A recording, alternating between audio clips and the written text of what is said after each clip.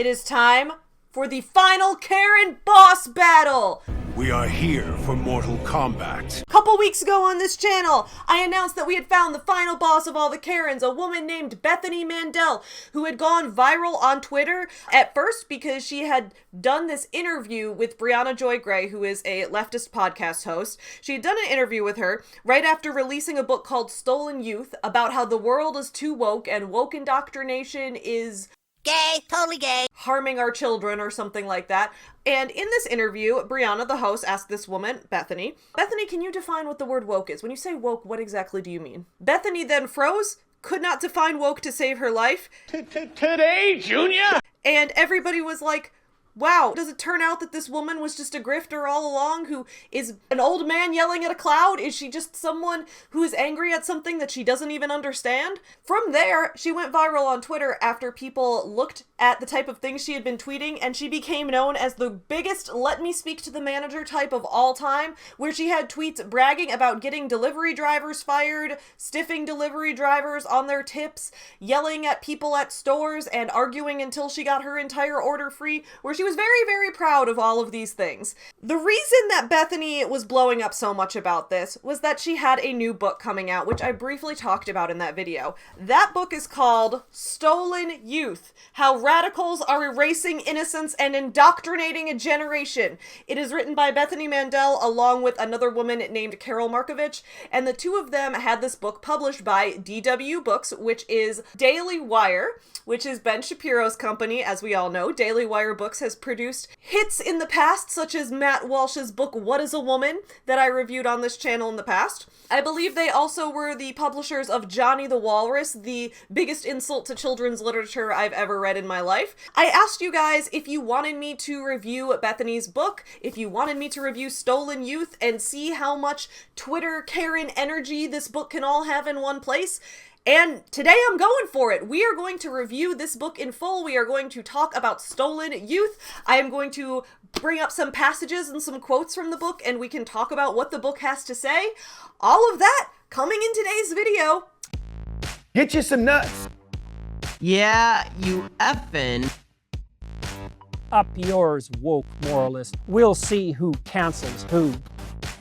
What's up, my fellow small business supporters? I'm Savvy. Welcome back to Savvy Writes Books, the channel where we talk about books and business, where today we are going to be doing yet another book review for you guys. But if you are new to this channel, go ahead and take a minute and hit the subscribe button. And if you are watching this video and you enjoy it, go ahead and give it a like. If you're watching this video and you hate it, go ahead and give it a dislike. I'm not going to tell you how to feel. All I'm going to do is humbly request that you give this video some engagement to help the algorithmic overlords here on YouTube. While you're at it, I want to give a shout out to my Patreon supporters. They have brought you today's video. Patreon supporters' names are on the screen. In the description below, you will see my Patreon supporters who contribute $5 a month and up, where they have the option to put their own links in my description below.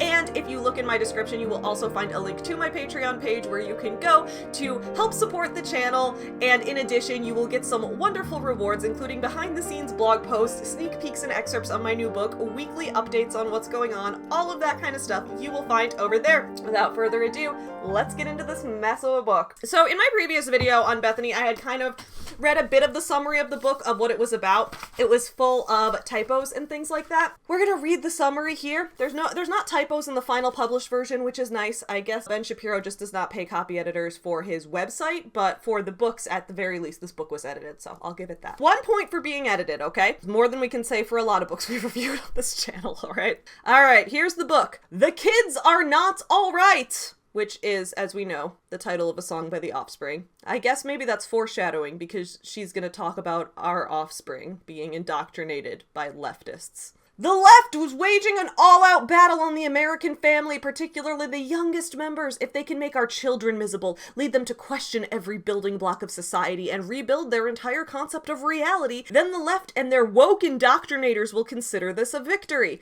But we can't let them win. As concerned parents and American citizens, we have to understand what's truly going on before we can do something about it. Stolen Youth provides an urgent deep dive into issues surrounding the current woke indoctrination happening in politics, education, medicine, mental health, entertainment, and culture. These issues may seem subtle, insidious, and hard to make sense of, but armed with the information provided in this book, we now have a framework from which to fight. While we may simply be trying to parent our children well and create a healthy and happy home environment, this is no longer enough. We must now go on the offense to protect our kids, and this book sheds a bright light on the reason why. We can no longer afford to stay ignorant. Our children's lives and the survival of our families are at stake. A win is a family who is free. Stolen Youth outlines how to fight for our children's freedom and win. Victory! Whenever someone throws out the word freedom, I'm a fan of freedom myself, being a lifelong American. My first question is always freedom to do what? Because when I made my review of Ben Shapiro's book, The Authoritarian Moment, about a year and a half ago now, in that book I kind of talked about, this premise of freedom and how we all value freedom, but the concept of freedom can never be absolute. To have absolute freedom is inherently paradoxical, because if someone is going to have a freedom to do something, that is inherently always going to negate something. It's going to infringe on someone else's freedom to do something else. It's like, for every action, there's an equal and opposite reaction. It's kind of like that. An example I gave in this is people love the topic of freedom of speech, right? People love freedom of speech. So how far does freedom of speech go? Do we have the freedom to truly say whatever we want? For the most part, however, if that speech is inciting violence, if we are saying something like, instructing someone how to kill someone, or yelling fire in a crowded theater, doing something that directly leads to physical chaos and violence, that is no longer free speech, because our free speech, our freedom to say whatever we wanted, infringed on someone else's right to be free from physical bodily harm.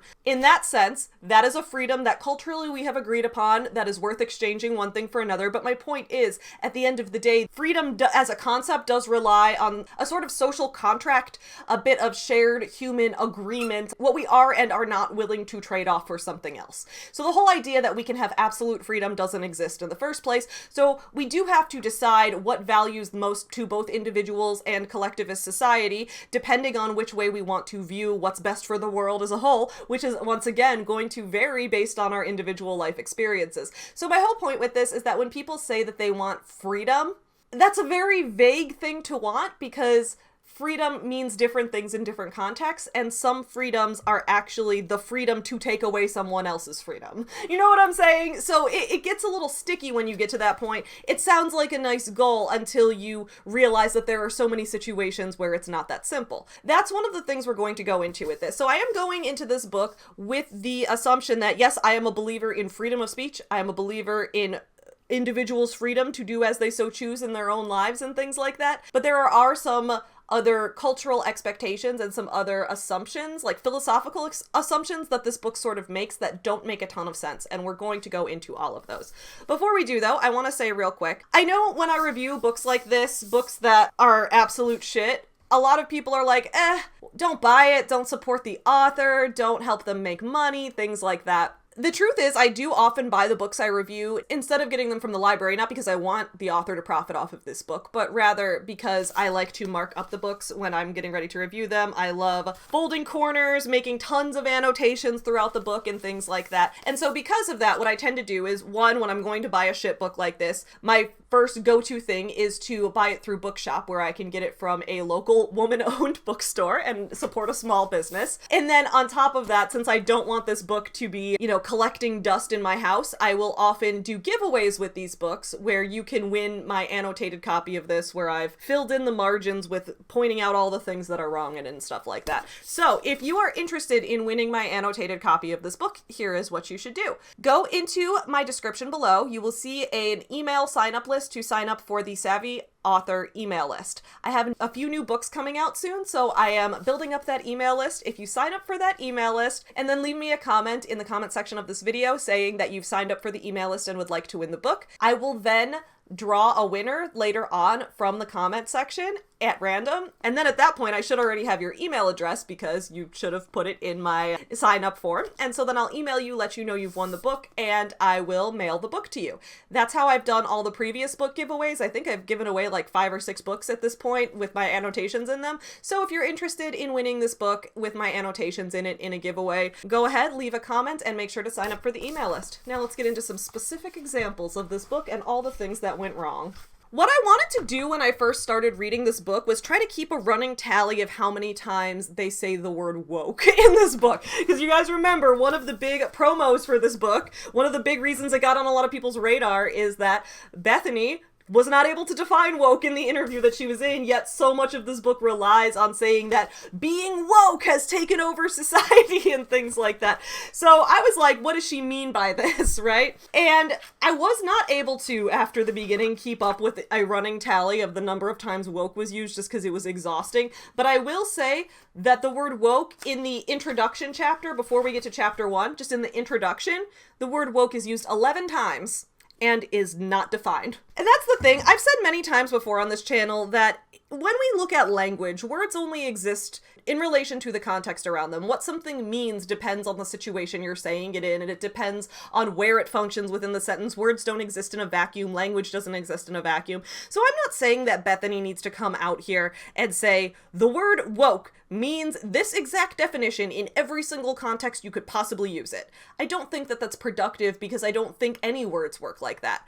However, I do think if she is going to say that wokeness is a problem and woke leftist ideology is a problem, I am going to need for her to elaborate a little bit on what that means and what exactly that contains, because I can't read your mind, and it is important to define our terms so we at the very least know what we're communicating with each other. I think that this whole concept of dog whistles is so detrimental to the world right now, just because when people become ideologically divided, we end up developing ideologically divided dialects within language. You guys know how that goes, right? We develop different dialects based on, where we live, based on our communities, based on what language we speak, based on our age and our generation. There's so many different ways that different dialects, different slang terms, and different connotations to certain words come up over time. And because of that, I think when we get divided in terms of like certain people with certain viewpoints about the world end up only talking with each other,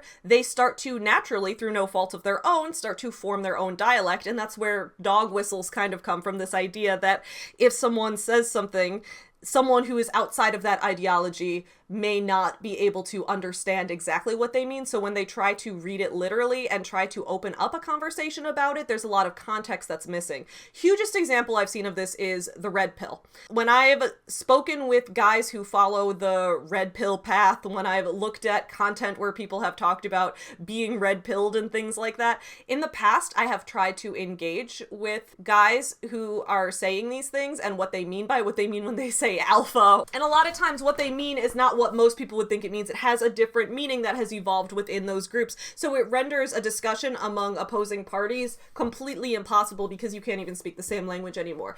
That's why I think, especially in a book where you're trying to convince other people of something, it's extremely important to let people know what you mean by certain words that you use. We'll take a look at some of the times that the word woke is used in this book and all of that in just a second.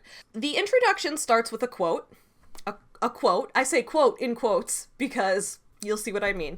I never paid attention to politics or cultural issues. I was too busy raising my family. I spent my time volunteering at my kids' school, so I always thought I knew what was happening there. I thought it was enough. It wasn't. Not paying attention to these issues was the biggest mistake I made as a parent. Now, who do we think said that? Who do we think said that quote? Do we think it was A, Abraham Lincoln, B, a world-renowned child psychologist, or C, nobody said the quote and Bethany made it up?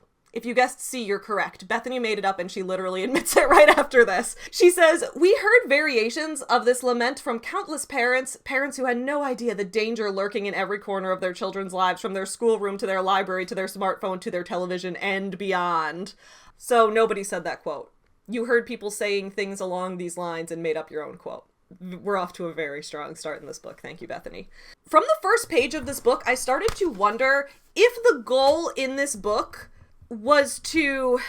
See, at this point, I don't know if this is a conspiracy theory or if this is just a well-known thing that's happening because I've heard different things from different people. There are a lot of people usually on the right-leaning side of things. When I say right-leaning, I mean people who tend to vote Republican, things like that, in the US specifically. There seems to be this concerted effort on that side to privatize everything, right? The whole idea is, oh, the government shouldn't be running commerce. We should have pure capitalism, the invisible hand, wealth of nations, Adam Smith, all that stuff, right? They have that type of viewpoint.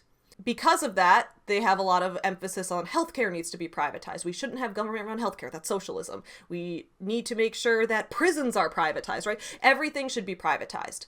Part of that, a lot of people are saying right now, is this push to make education as privatized as possible. To basically undermine public education as an institution to the point where nobody trusts it so that it eventually crumbles and eventually schools become a privatized thing.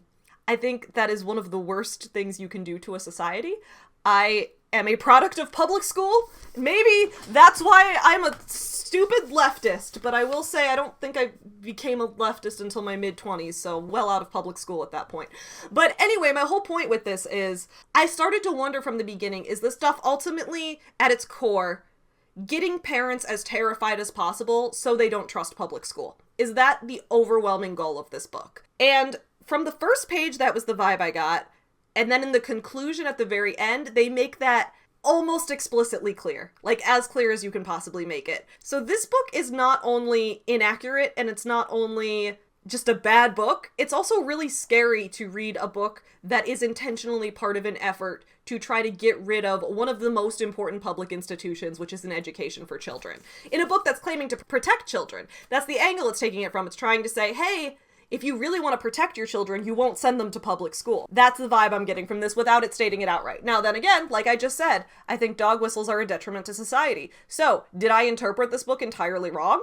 Someone can let me know in the comments. But then again, if a lot of people end up interpreting this book this way, then it might be the author's fault for doing a bad job in the execution of the writing within this book. I'll let you guys decide in the comments. Here's the line that first set off that red flag for me. We're still on the first page of the introduction.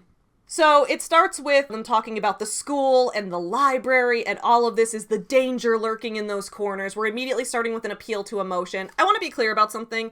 Emotion has a place in writing. Emotion has a place in nonfiction writing. Emotion can even have a place in journalism if you are balancing that out with facts as a way to make the story appealing to a reader, to make someone connect with it on a human level. I don't think there's anything wrong with emotions in writing. I do think there's something wrong with being an inconsistent hypocrite. So when you are being published by Ben Shapiro, who's out here saying facts don't care about your feelings, saying that feelings have no place in the world, no place in journalism, no place in any of this, and then you spend a lot of your book appealing to fear and trying to stir up specific emotions in the reader, that comes across as intentionally manipulative to me. That's all I'm going to say there. But let's continue.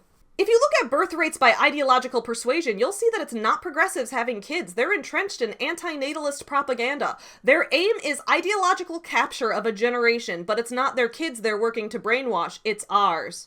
I will say, I'm glad this book has a bibliography. I will say, I'm not glad that there was no source in the bibliography for this point right here. So thanks for that, Bethany. Then it keeps saying woke a bunch of times on the first page without explaining what that means. It then starts off the chapter with more trust me bro kind of stories where Bethany starts talking about all of these moms that she met whose kids went to public school and then came back and were trans or gay or LGBTQ or something, and it made them have a disconnect with their parents, which, like, if you come out as LGBTQ to your parents and it causes a rift in your family, you as a parent may want to examine why that is happening if you are being a parent who is listening to your kid and trusting that they have any sense of their own thoughts or own autonomy. We'll get into more of the stuff about the way this book views children as complete idiots in a few minutes. Anyway, let's continue. So it starts off with Bethany seeming to think that when kids have phases where they get angsty and moody as teenagers, that it's because of woke leftists and not because that's literally something that happens to all teenagers. But anyway, it says, we began researching this book. Stories from individual suffering families filled our inboxes, and we spent hours talking to parents who had watched the happy and contented homes they worked hard to build for their children pulled out from under them. Their children transformed into shells of their former selves, angry and disconnected from their parents, their sense of self, and their communities. Who's gonna tell Bethany that most teenagers have a phase where they get angsty? They have teenage angst. They listen to emo music. I guess nowadays it's probably a different kind of music. I'm aging myself a little bit there. You get me. Additionally, this shows the quality of the research in this book. You spoke exclusively to concerned parents. That is an interesting way to get only one side of a story. If you were interested in creating a book that examined issues from multiple angles, you wouldn't talk to just concerned parents. You would maybe interview the kids themselves. Or, valid concern, getting consent forms signed by kids and using kids' quotes in a book, that there's a lot more legal loopholes to go through for that. I get it. Maybe talk to parents who have good relationships with their kids. Parents whose kids went through an angsty, rebellious phase, but their relationship mended in the end. What happened there? Like, maybe we could talk to a little more than just these concerned parents who are intentionally seeking you out for this. That seems very biased in terms of the sample that you got.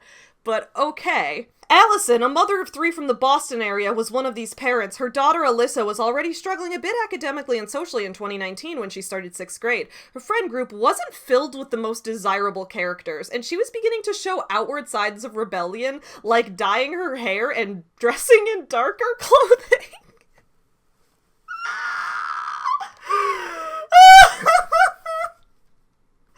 Oh my god, your kid's dyeing her hair and wearing dark clothes? How will you survive?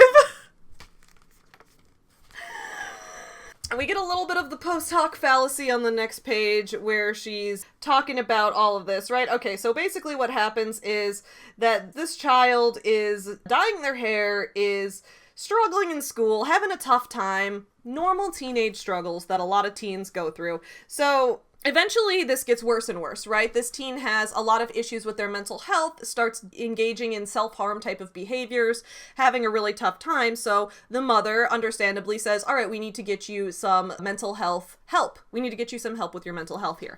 So they put the child into this program where the mom thinks it's like a prison, and then the child stays there, and then after the child comes back from this inpatient mental health program, here's what happens. Allison explained what happened next. Our daughter looked like she was in a prison. She wouldn't really talk to us. The psychiatrist did all the talking for her. She was in a mask on Zoom with us. In one session, the psychiatrist prompted her, Alyssa, you have something to tell your parents.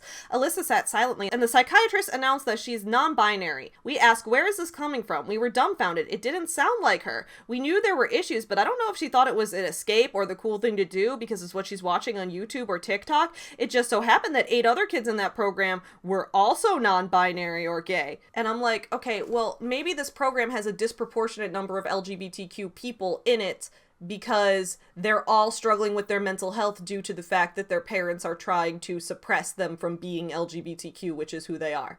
I'm gonna go out on a limb here, Allison, and say that if you are judgmental of your child just because you think that their clothing is not brightly colored enough, no shit they didn't feel comfortable coming to you about their questioning of their gender identity or their sexual orientation or any of that, when that often has a lot more repercussions. Especially, I don't know the full story. I don't know what kinds of things Allison has said in the home. Has Allison ever expressed negative thoughts towards LGBTQ people in front of their child in the home? Have these things happen? I don't know. My point is, it is completely fallacious to claim that because this person came out as non-binary after having gone to therapy, that means that the therapist made them non-binary, and that means that our mental health institutions are being taken over by a weird leftist agenda. That is a strange conclusion to draw from that, when in reality it's entirely possible, Allison, that you were the problem. But let's continue. Allison went on, venting. She was groomed. We think she was groomed to be this way. This came out of the blue. So I wrote, okay, you think, but you have no proof, so why is this story being put into a nonfiction book? I don't know. When Alyssa came home, they faced another enemy in their fight to save their daughter, the school. Allison explained when she went back to school, the public school helped this process along. They helped groom her. They came to me and said Alyssa wanted to change her name to Corey, not Corey, one of the most gender-neutral names of all time. The horror of being named Corey. They might confuse this child for the main character of Boy Meets World. What could happen next? So, again, There's just no proof of any of this. This is all just a story that we're getting from solely one perspective without hearing the child's side of any of this, without hearing the therapist's side of any of this. Even if you didn't want to interview any minors for this book, why not talk to the therapist and interview the therapist as well? You're getting a very biased retelling that is completely skewed and completely opinionated, and as a result, the conclusions you're drawing are just absolutely nonsensical. Then the mom transfers the kid out of public school, and magically the kid is not non-binary anymore.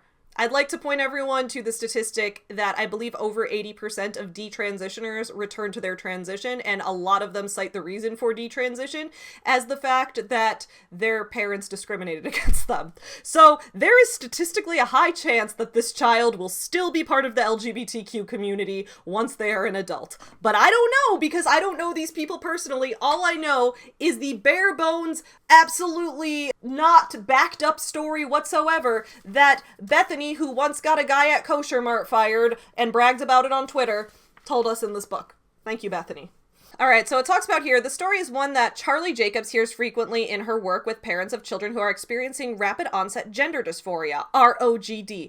Charlie's own daughter was one of these children, and Charlie shared the same sense of powerlessness that Allison did when every other authority figure in her daughter's life, from the therapist to the school, were working to encourage the daughter's transition rather than dealing with the underlying issues that led to her gender confusion. What are the underlying issues?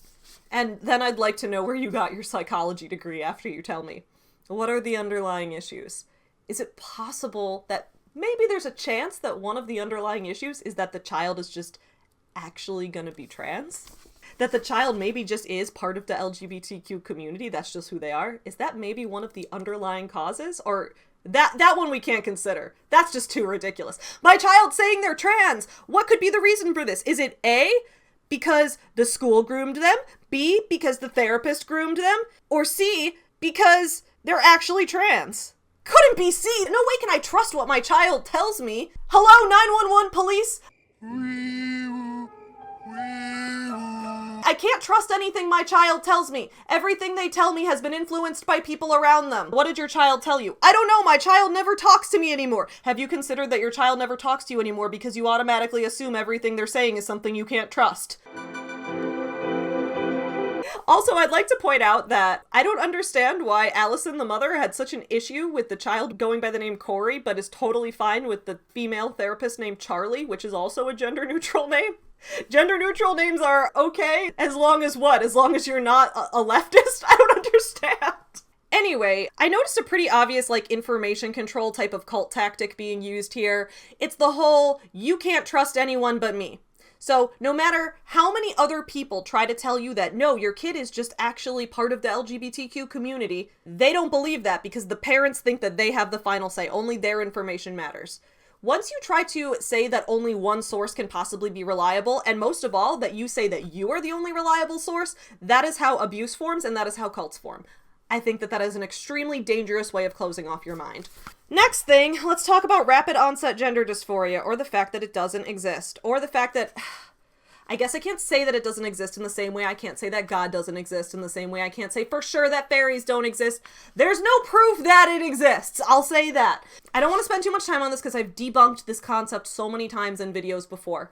The concept of rapid onset gender dysphoria was originally coined in a study by Lisa Littman, which was pulled from Brown University because it found that the science was faulty after it found that Lisa Littman in her study had done the exact same thing that Bethany did in this book, which was only exclusively seek out interviews from parents who didn't want their children to be trans, and only went on anti-trans forums to find parents to validate their preconceived notion. It was a study that was 100% based on confirmation bias, and once this was revealed, Brown said this study is unscientific and we are getting rid of it because you have incomplete research in this study and therefore it is beneficial to no one. So could rapid onset gender dysphoria exist? Anything could exist. It's impossible to prove a negative, but there is no proof that it does exist. All right, so we'll go with that. To even cite it as a thing that you can diagnose people with is wildly irresponsible. Okay, it's never been medically recognized. Later, there's some fear-mongering. We're still only on the second page. I promise I'll go through the pages faster after this. There's just a lot to unpack at the beginning, okay? When you go through the rest of this page, it sets this tone that anything that is not straight people is automatically sexualized, which is weird, right? Because straight people have sex. the majority of people who are out there in the world procreating are straight people. Not all, but the majority, right? The majority are. So straight people have sex too. Cisgender people have sex all the time. That's how the majority of children are born. But it's this whole idea that anything outside of that is something that's sexualized, which all of this is sexualized. But the only difference I can see is the idea that when something goes outside of the typical man and woman get married and have kids narrative, then it's something that could theoretically be sexualized for personal validation or for just enjoying it, as opposed to sexualization should only exist to produce children, which is, again, a weirdly collectivist way of viewing this for someone who thinks that it's the left trying to push socialism for the greater good, but whatever. Let's continue. Here's an example of that. It says, the seed that started the transgender plant growing inside of her was in 7th grade health class. It gave these kids highly sexualized labels. It was nonsense. Polyamorous, bigender, etc. A whole list of made-up words. Okay, I don't know what you mean by made-up words. All words are made up because all words are created by humans. Unless you're trying to say that, like, God created all the words or something. Animals don't use words. Humans create all the words we use. Words evolve naturally, and language evolves naturally based on how we use it. And if those words carry meaning from speaker to recipient, then they're real words, because that's what words are. Bigender is not a sexualized term. No, in fact, it has nothing to do with sex. Polyamorous, it didn't say polysexual, it said polyamorous, which is also not an inherently sexual term, unless you're saying that anything other than monogamous straight people are automatically sexual degenerates. At the end of the day, that's just what it's coming to. It's claiming that these things are sexualized when, like, okay, are you okay with letting your kids see a movie where someone has to choose between two partners? Like, let's say, okay, there's a princess. Oh, the movie Frozen. Let's talk about Frozen. You let your kids watch Frozen, right? In the movie Frozen, Anna has to choose between Kristoff and whatever that shitty dude's name was, right? She has to choose between those two dudes. Why does she have to choose? Why can't she be with both of them? Because it has implicit monogamy, right? The idea is that people should only partner up with one other person. That is an idea being pushed by that movie. We don't call that sexualized, though. Why not? Because there's no sex. It's not sexual. Polyamory is not inherently sexual either. If someone wants to date multiple people at once, that does not automatically imply sex, okay? So, once again, not sexual. Theoretically, this is going to blow Bethany's mind. Theoretically, there could be a child with polyamorous parents. There could be a child who's being raised by 3 or 4 people instead of 2. And it's just inherently prejudiced to say that that's bad. It is. I'm sorry. If you're judging other people for their freedom, I thought we cared about freedom. I thought the whole point was a family who's free. Is a family not free to have multiple partners in the relationship? Is a family not free to have a same-gender relationship? Is the family only free to be a one-man, one-woman marriage? Is that what we're free to do? Okay, that's not freedom. That's freedom for you to do what you want to do, and the freedom for you to tell the rest of us what we have to do. Bethany, you are not a dictator. You are a dick, though. So then Charlie, the therapist with the gender-neutral name, says, I didn't think anything of it except the polyamorous because it was disturbing they were talking about sex. Whenever a straight woman says, my husband and I did this, does that mean they're talking about sex? Because they're like, no. Polyamory does not inherently mean sex. And that's weird that you say that. It means that you don't know what it means. Just because you don't understand something doesn't mean that you have to perpetuate your own stupidness onto your children. Sorry, stupidity. Now I'm making up words. Ha! So then Charlie's child eventually stops going by a male name. But meanwhile, Charlie herself still goes by Charlie. Rules for me and not for thee. Okay. This is my favorite part, though, okay? This is my favorite part. Later it talks about a kid who goes to summer camp, and the woke leftist agenda has made it so the camp counselors are inappropriate for the kids. Here's who it says is the camp counselor. Whom did Hannah's daughter spend the weekend with? A counselor named Nick! With a neon green mohawk, arms covered in tattoos, 2 missing teeth, and other teeth visibly rotting. So I guess you are not allowed to be a camp counselor or work with children if you have a tattoo sleeve, so I'm out. Good thing I stopped teaching at the end of COVID, I guess, because I'm doing bad things to the next generation by having tattoos in front of children. Freedom, except freedom to have tattoos in front of children. Okay. Freedom for everything else, though. America, freedom! Nick has a neon green mohawk. Okay, freedom to be who you are unless you want to have a neon green mohawk. No freedom for that. That means you're a danger to society if you dye your hair green. Good to know. Okay. Glad we're looking at the right signs for danger here. 2 missing teeth. Well, God forbid you are having dental issues. God forbid, I don't know, Bethany, you really wanted to privatize the health industry, right? Like, just like how you want to privatize the education world. So maybe if Nick could afford to see a dentist, perhaps Nick would have all their teeth. I'm just saying. We're being awfully judgmental. By the way, nowhere in this chapter does Nick ever do anything bad. Like, I kept waiting for it to be a story where they'd be like, and so, the woke leftists thought that Nick would be a good hire for this summer camp, but then it turned out that the whole time, Nick was watching porn on the cell phone or something. Like, I thought it would have, like, something bad, and that it would be, like, the one example of a story to fearmonger with, but there isn't even that. Nick doesn't even do anything. All Nick does is not look in a way that Bethany finds pleasing. That's all. So the story goes nowhere once again. Then I circled a bunch of times because Bethany kept saying woke over and over and over again. All right, let's move into the first official chapter of this book. So this page says the word woke 4 times on it. It says, like the despots of failed leftist regimes, the woke's goal is to target the children so their ideology spreads to parents. So I was like, I mean, isn't that also kind of the goal of church? You want people to spread their ideology to other people. Children are indoctrinated with religious ideology all the time, and no one bats an eye. And again, Bethany is a proud Jewish woman, and she deserves the right to take her kids to the synagogue and raise them with a strong understanding of Jewish history and things. Like, you have that right, Bethany, as you should. But why is it that if a parent wants to educate their kids about the LGBTQ community, or wants to teach their kids that it's okay if people are different from each other, all of a sudden that's woke indoctrination? But if a parent wants to raise their kids to believe that they're going to burn in hell for all of eternity, and give them some early anxiety with all of that, y'all, I will say, there's a lot to be said, especially when you grow up with OCD and religious influence. I think Jeanette McCurdy and I'm Glad My Mom Died did a brilliant job breaking this down. But here's the thing. When you are taught growing up that you can communicate directly with higher powers, and that those higher powers can do things to change the course of the world, and you also have a mental illness where your brain is telling you that if you don't do specific routines, you could change what things are going to happen, all that leads to is constant cycles of anxiety, of you thinking that if you fuck up even a little bit, then everyone's gonna die and you're going to be responsible for everyone's downfall. It is a constant stress and a constant panic on a kid. And I'm shocked that, like, all of these parents who worry that their kids are having mental health issues don't ever look at that. It's always someone else's fault, right? It's always someone else's fault. For people who like to complain about people playing the victim, you sure do act like it can't possibly be your fault. And then it says, the woke have targeted rigor and destroyed merit. They pretend that 2 + 2 does not always equal 4 and claim that this is somehow related to equity. That's never happened, and there's no source provided to make me believe that it's happened, so don't know what you mean by that. So then Bethany, with no sense of self-awareness whatsoever, Bethany is like, has a fully like Michael Scott level of no self-awareness in the next section. Not your hoe, no mo. Where she talks about how America is trying to force people to conform and how this is basically communism. And when she talks about how we're being forced to conform, nowhere does Bethany have a moment of self-reflection where she thinks about how she's trying to force kids to conform by not allowing them to know that LGBTQ people exist and thinking that it's totally fine to think that someone is a child predator just because they have tattoos and a hair that's a color you don't like.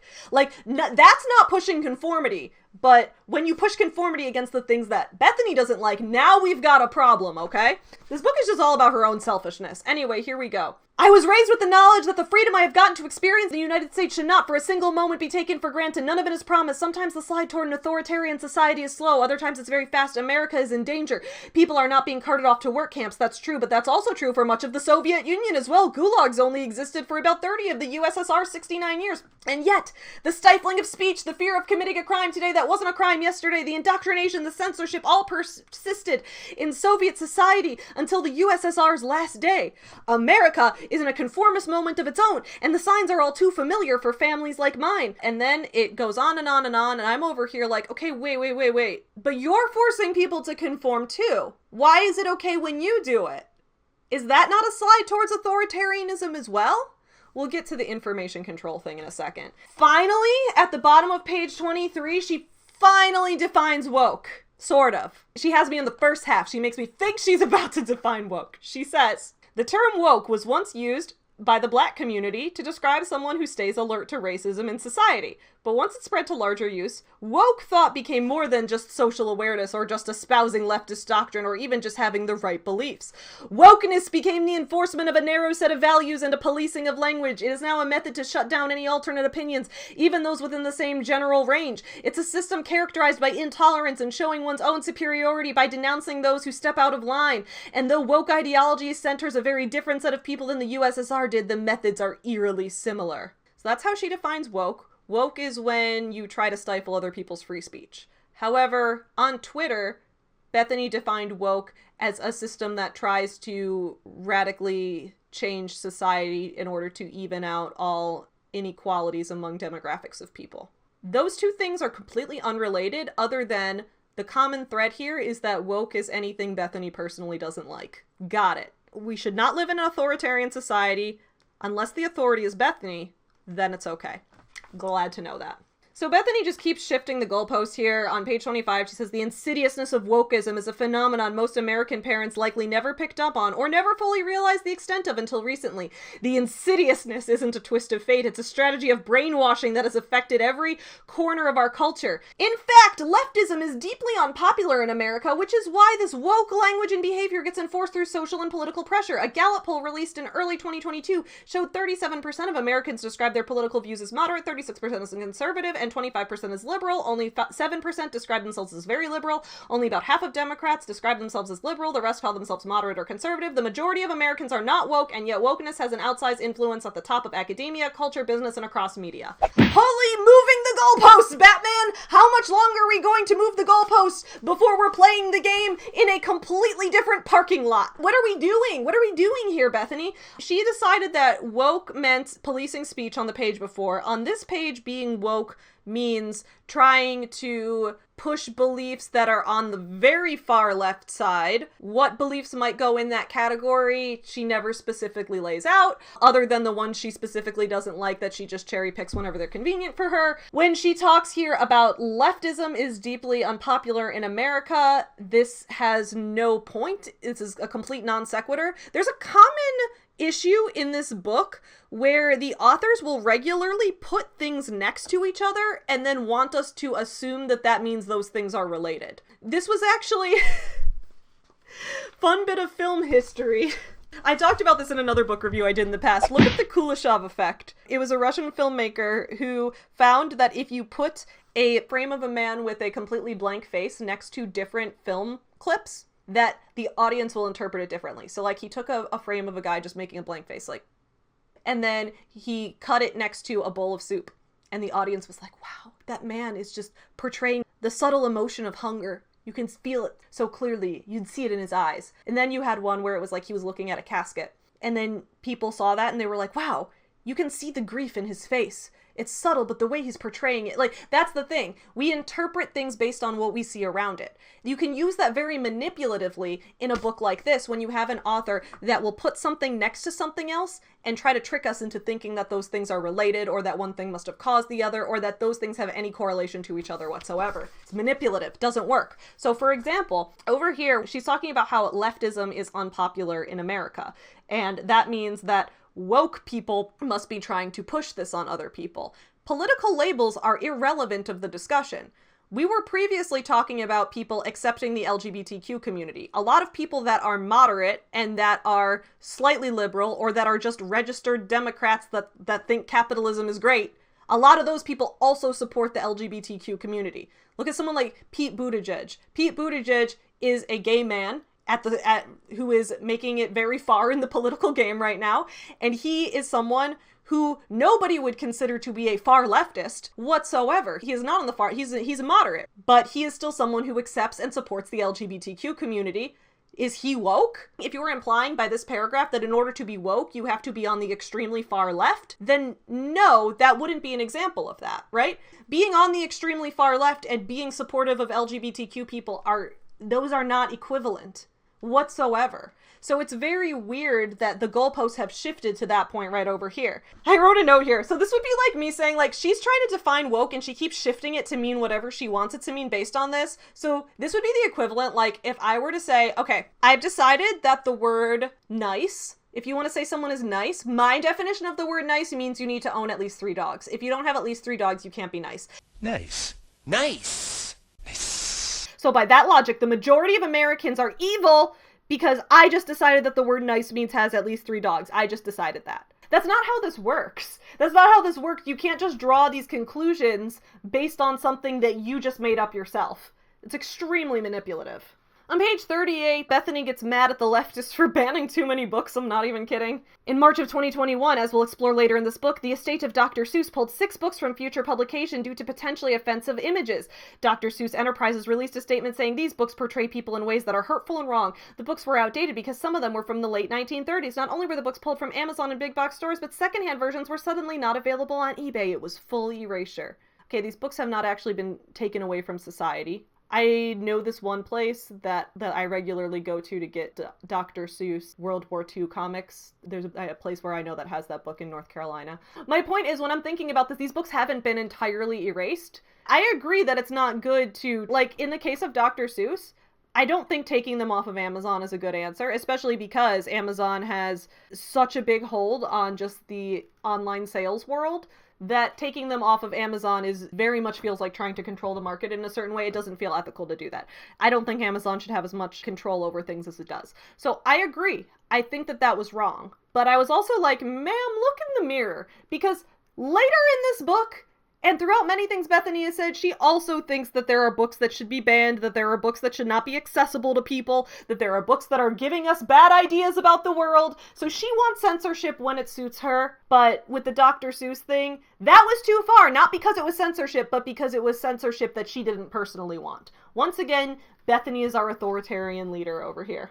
Later in this, she says, what does raising children to be woke do to their value system and inherent sense of curiosity? Childhood anxiety and mental health challenges are at all-time high. Is it any wonder when we're teaching children to be anxious? So once again, we've got a correlation does not equal causation fallacy. Yes, childhood anxiety and mental health challenges are at all-time highs.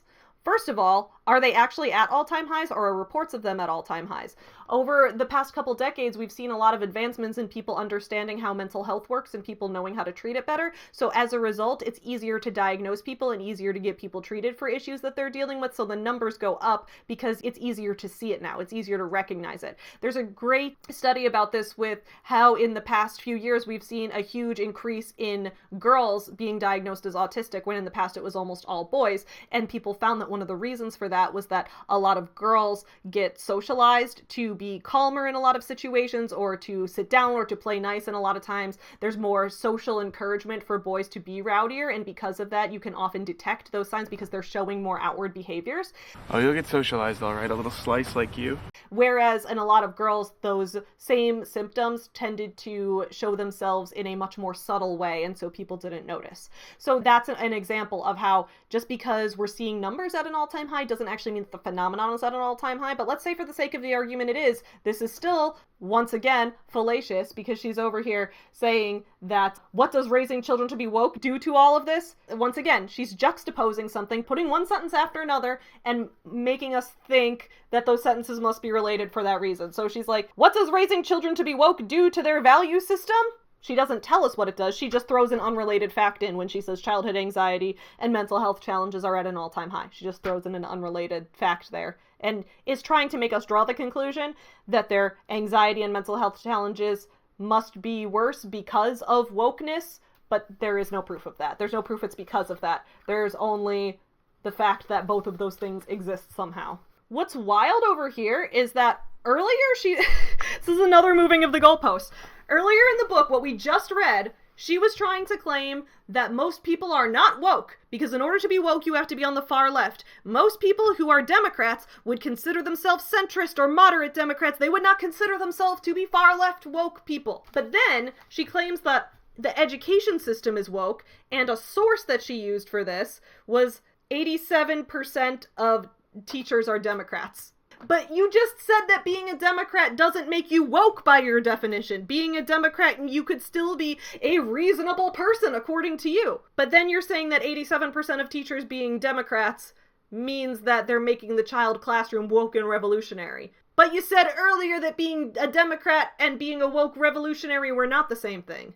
Which is it? Which is it, Bethany? This is such a mess. She then uses a lot of passive verb moods after this, which is something that I called out Ben Shapiro for in the authoritarian moment as well. I call this out a lot. Basically, we have the passive participle verb form where you say, like, I was hit by a car, instead of saying a car hit me, for example. When you say this was done by this, you're turning it passive and you're obscuring the subject of the sentence. This is what happens over here too, but when you take out the by this person or by this thing, when you take that part out of the sentence, it makes it unclear what's happening. The sentence still sounds natural in everyday speech, but you're able to manipulate people into projecting their own image of who the true villain is. I'll give you an example. Future teachers are indoctrinated into leftist thinking and taught to pass it along to their students. Okay? They are indoctrinated. Who is doing the indoctrinating? The way you structured that sentence is such that you cannot tell us who it is. Similar, they are taught to pass it along to their students. Who is teaching this to them? Then, as an example of someone teaching teachers to be woke, it talks about like one teaching program called New York Teaching Fellows, which is one program. And then it doesn't provide any proof that all teachers are doing this or even that a majority are. So, okay. At the bottom of page 77, she does the exact same thing again. In the spring of 2020, schools were pressured to do something to make education more equitable. Were pressured by whom? Who did this? Was it the left? Was it you? Was it my mom? Was it your dad? Was it the guy next door? Who did it? You're not going to tell me. I don't think you know. I think you just want to make us afraid. Be afraid. I think if we pay close attention, just like we looked at with those passive participle verbs a second ago, if we pay close attention to the way verbs are treated in this book, it will tell us a lot about where some of the issues in the writing lie here. So for example, this is a section talking about critical race theory on page 81, where it says, by the time new teachers get to the classroom, they've been fully indoctrinated into these methods. Once again, passive participle form, they've been fully indoctrinated. Have been indoctrinated by whom? Anyway, they will look for the oppressor and the oppressed in every child. They will judge them on their accident of birth features and their place in the structures of power and oppression, as they call it, and expect them to do the same. So interesting shift from past tense with the passive participle verbs in past tense, shift to future tense from there. Interesting shift in the middle of a paragraph to a different verb tense. They will look for the oppressor. They will judge them. What do you mean they will? Can you tell the future? Can Bethany see the future? Is this why Bethany was out here getting people fired and yelling at people and asking them to see the manager because she had a vision of the future, like in That's So Raven, where all of a sudden she saw that that person was actually going to do something horrible in the future and was trying to prevent it all from happening? Bethany is clairvoyant? Is that what's going on here? No, she's just manipulative in her writing. I think one of the key issues of this book is that the way it talks about children, and I'll give an example of this in just a second, the way it talks about children is as if the debate is, are the children property of the state or are they property of their parents? That seems like what the question this book is aiming to answer is, right? Are the children the property of teachers in the public school system? Are they the property of the government? Are they the property, or do their parents get to have full ownership of them? Who has ownership of the children? Is it the state or the parents? The answer is neither. Children are autonomous human beings. And yes, they need to be guided and coached by adults. They need to be supervised. They need to be educated. Kids should not be, kicked out of the nest and let to run free, obviously. But at the same time, you do have to recognize that kids are not just an extension of you, nor are they just an extension of their teacher, nor are they an extension of the government. Kids are human beings. They have a brain that is different from yours. They have a perspective that is different from yours. This book tries to frame this as a debate between parents and the state, when in reality, it's taking away all agency from the kids. Here's an example. In Oshkosh, Wisconsin, the director of pupil services sent a memo to all staff members that they are no longer required to seek parental consent prior to honoring student requests to be called by their preferred name and or pronouns. A Leon County, Florida middle school developed a gender support plan for a child and noted it should be kept secret from the child's parents. It seems to be less about support and more about indoctrination. We used to understand that keeping secrets from a child's parents was crossing a very serious line, yet schools now do it as a matter of course if children proclaim themselves transgender. So, first of all, was it possible that in this Florida school, they said a child, they didn't say that they did this for all children, it said that they developed a plan for this specific child to not tell their parents? Is it possible that this kid's parents could have been abusive? Is it possible that this kid had a reason to fear for their safety if they told their parents? Bethany, do you forget that not all parents are great? I wonder what Bethany thinks about the law in Texas that was saying that it's okay to take kids away from their parents if the parents support the kids in transition. Do you support those parents' rights to do what they want with their kids in that case, or do you think that it's okay then for the state to take the kids away? I'm just curious. I'm curious where you land on that. But my whole point here is none of this is about the child's personal autonomy. All it is like, oh, well, if they're not telling the parents about it, it must be because the teachers are indoctrinating them. That's all it is, right? There's no room for maybe the child just actually wants this. Maybe this is actually where the child's head is. Maybe this is actually what's best for them. Instead, it's either the parents can indoctrinate them or the teachers can indoctrinate them, but somebody's got to indoctrinate them, and it's gonna be me. That's what this comes across like, all right? So I don't believe kids are property of their parents. Kids are individual humans, and they do need guidance from their parents, and they do need guidance from their teachers and guidance from the adults around them. But at the same time, there are situations where a child's parents cannot be trusted. It's not the majority of situations, but it does happen. And I think it's very naive to pretend that ever keeping a secret from a parent, it's not like we used to understand that keeping secrets from a child's parents was crossing a very serious line. When? Give me a date. Give me a year. When did this happen? Because when I went through training to be an educator, I had to do mandated reporter training, which meant that, if I had noticed that a child was being abused by their parent or something, I would have to report that. There was always, in education, there has always been an understanding that a child's parent may not have their best interest at heart. There has always been an understanding that that situation can possibly happen, and that not all parents are capable of being trusted. It's been like that from the beginning. This is not something leftist. This has nothing to do with LGBTQ things whatsoever.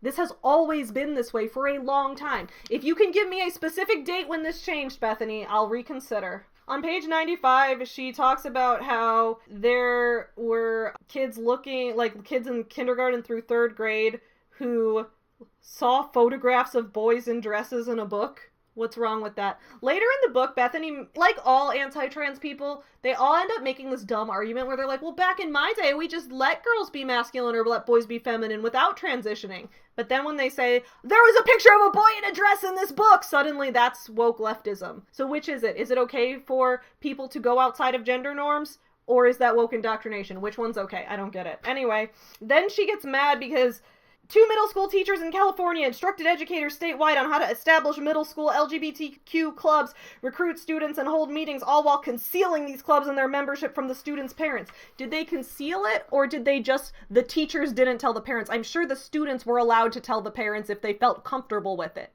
I wish we could have had an LGBTQ club when I was in middle school, dude. Alright, when we move on to page 103, we get some more almost defining woke, but not quite getting there. 32% of registered voters in the July 8th to 9th survey said they see themselves as woke to the extent that they understand the term. 23% of respondents said they do not identify as woke, while 13% said they were unsure. 31% of voters said they don't know what the term woke means. Count Bethany among those. Burn! The Hill defined woke as someone who is aware of social issues such as racial prejudice and discrimination. The reality we know is much more complex and much more ominous. The reality is that conformist woke ideology is taking over institutions, and this takeover of every aspect of our lives, from medical and mental health care to our media and entertainment, touches every single American, those who buy into the ideology and many of us who don't. So once again, Bethany says, well, here's what one person said to define woke. However, we know that in reality, being woke is much worse than that.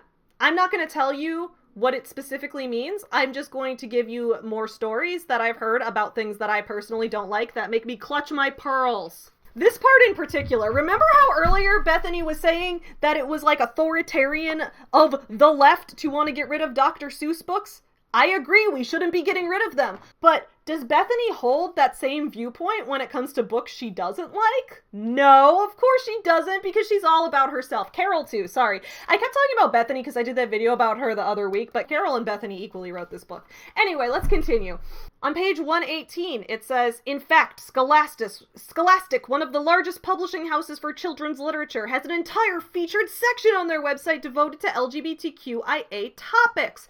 Then she talks about some LGBTQ books she doesn't like, one of which she says, the graphic novel series Heartstopper by Alice Oseman, optioned by Netflix for the screen. These graphic novels with storylines about psych wards, homophobia, eating disorders, self-harm are marketed to young teens and older adolescents, which is often inappropriate in and of itself.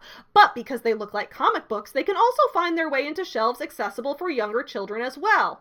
So I, as an author, as a former English teacher, as someone who's worked in book publishing, I cannot get over how much is wrong with all of this. This is literary misinformation. Okay, first of all, shout out to my little tattoo. This is from Heartstopper by Alice Oseman, one of the books that Bethany doesn't like. This is the dog from Heartstopper. Her name's Nellie. She's very cute. Because I have a tattoo from an LGBTQ book, which is also part of my tattoo sleeve, we know that I'm extra untrustworthy, right? I'm just like Nick, the camp counselor. Anyway, let's go on.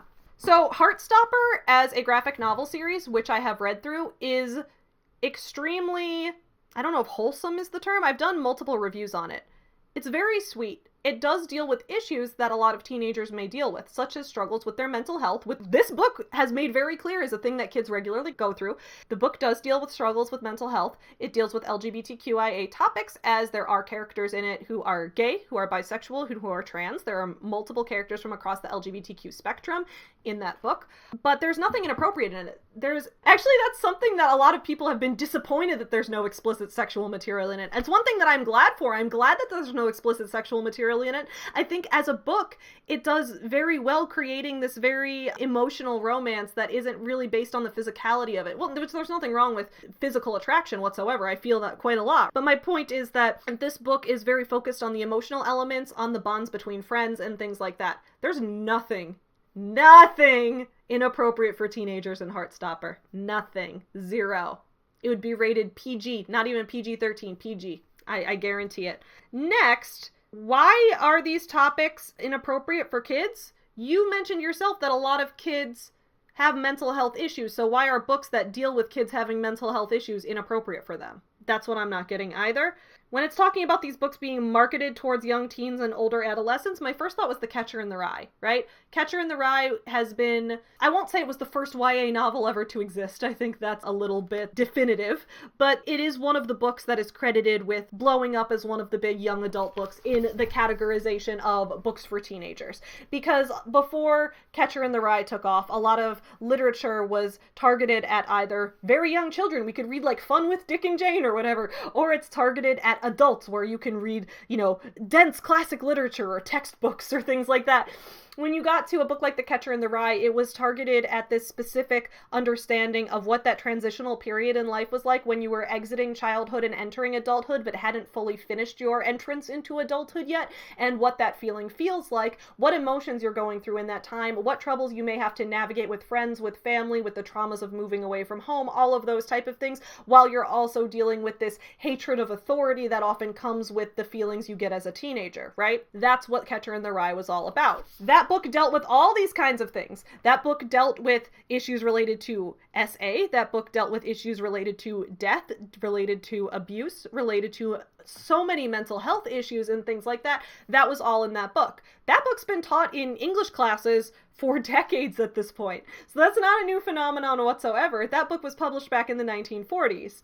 That was one of the books that was first credited with kind of pioneering the YA category within books over here. So my question is, if YA books have always been like that, evidenced by one of the first books to take off in the young adult category, having all of those topics in it, then why is it inappropriate? Why are these books inappropriate now just because they have LGBTQ people in them? Why is that inappropriate now? That's what I'm not getting.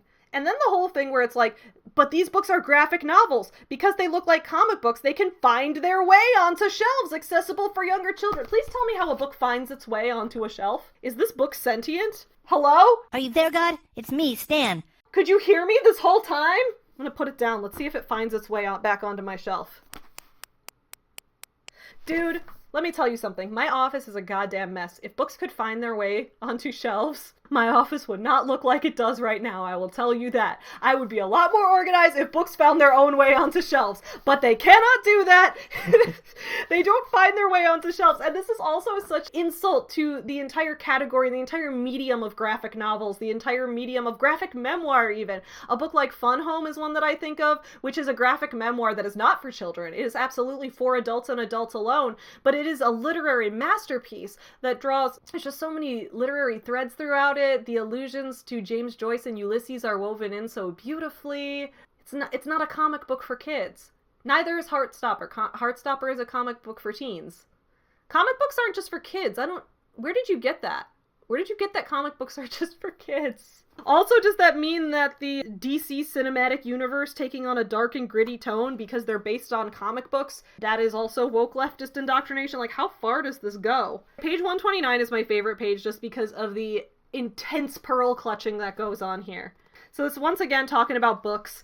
The representation is no longer discreet and now overtly promotes the woke agenda. You might expect the rating system to provide some guidance, but this is often not the case. So this talks also about Netflix shows and TV and things like that. For example, a popular Netflix show, She-Ra and the Princess of Power, which boasts an official rating of TVY7, indicating that it is technically most appropriate for children ages 7 and up and contains some fantasy violence, has both central and secondary lesbian romances. This makes the show ill-suited for young kids unless the parents want to have the talk with them young. Okay, when people say the talk in quotes, aren't they usually referring to where do babies come from? Aren't they usually referring to the talk about what sex is and how children are conceived? Isn't that what most people mean when they say the talk? Sometimes the talk about puberty, like getting your period or getting a bra or things like that, those are the things that people mean when they say the talk. They don't mean the talk about how lesbians exist, right?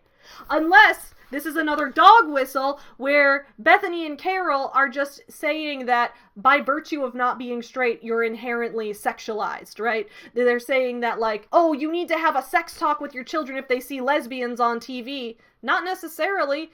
I can watch Cinderella end up with the prince at the end, and my parents didn't have to have a sex talk with me about that because I didn't see someone kissing and automatically assume that that's what came next. Also, where it says it has some fantasy violence, in your mind, why is some fantasy violence okay, but lesbians are not okay? Like, violence that physically harms people, that's okay. Well, first of all, I also think it's okay to see violence in fiction because it doesn't translate to the real world. Kids are a lot better at separating fantasy from reality than we give them credit for. But why is, if you can acknowledge it has that, why is it the lesbians that are a problem? Anyway, another trend is taking beloved classics and twisting them to promote the woke agenda. Beloved classics. Do you know what an adaptation is? Somebody took the beloved classic Hamlet and twisted it to make it about lions. They twisted it to make it about a lion named Simba. This is the furry agenda. The woke leftists are pushing the furry agenda in 1994 with The Lion King.